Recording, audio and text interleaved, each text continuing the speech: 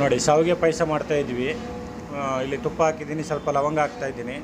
MTR ಶಾವಿಗೆ, roasted ಅಲ್ಲ. ನಾವು ಚೆನ್ನಾಗಿ ಎಳೆಯ ಕಾವಲ್ಲಿ ರೋಸ್ಟ್ ಮಾಡ್ಕೊಳ್ಬೇಕು. ನೋಡಿ ಗೋಡಂಬಿ ಹಾಕ್ತಾಯಿದ್ದೀನಿ, ದ್ರಾಕ್ಷಿ ನೋಡಿ ಸ್ವಲ್ಪ ಕಲರ್ ಚೇಂಜ್ ಆಗ್ತಾಯಿದೆ. ನೋಡಿ ಸ್ವಲ್ಪ ಮೀಡಿಯಮ್ ಒಂದು ಒಳ್ಳೆ ರೋಸ್ಟ್ ಕಲರ್ ರೋಸ್ಟ್ ಕಲರ್ ಆಯಿತು. ನೋಡಿ ನೀರು ಹಾಕ್ತಾಯಿದ್ದೀನಿ. ನೋಡಿ ಇಲ್ಲಿ ನಾನು ಒಂದು 5 ಲೀಟ್ರ್ ಹಾಲು, ಒಂದು 150 ಜನಿಗೆ 5 ಲೀಟ್ರ್ ಹಾಲು ಯೂಸ್ ಮಾಡಿದ್ದೀನಿ. ಸ್ವಲ್ಪ ಕೋವಾ ರುಚಿ ಚೆನ್ನಾಗಿರುತ್ತೆ, ಕೋವಾ ಮಿಕ್ಸ್ ಮಾಡ್ಕೊತಾ ಇದ್ದೀನಿ. ಸ್ವಲ್ಪ ಕೋವಾ ಇಲ್ಲಾಂದ್ರೂ ಪರವಾಗಿಲ್ಲ, ಹಾಲಲ್ಲೇ ಗಟ್ಟಿ ಬರುತ್ತೆ, ಟೇಸ್ಟ್ ಬರುತ್ತೆ ಶಾವಿಗೆ ಪಾಯಸ. ಇದು ನಮ್ಗೆ ಆರ್ಡ್ರ್ ಇರೋದ್ರಿಂದ ನಾವು ಕೋವಾ ಹಾಕ್ತಾಯಿದ್ವಿ. ನಾನಿಲ್ಲಿ 1.5 ಲೀಟ್ರ್ ಸಕ್ಕರೆ ಯೂಸ್ ಮಾಡಿದ್ದೀನಿ, 1.5 ಲೀಟ್ರ್ ಸಕ್ಕರೆ ಯೂಸ್ ಮಾಡಿದ್ದೀನಿ. ತುಂಬ ರುಚಿಕರವಾಗಿರುತ್ತೆ. ಕೋವಾ ಹಾಕಿದ್ದಕ್ಕೂ ಭಲೇ ಟೇಸ್ಟ್ ಸಖತ್ತಾಗಿರುತ್ತೆ.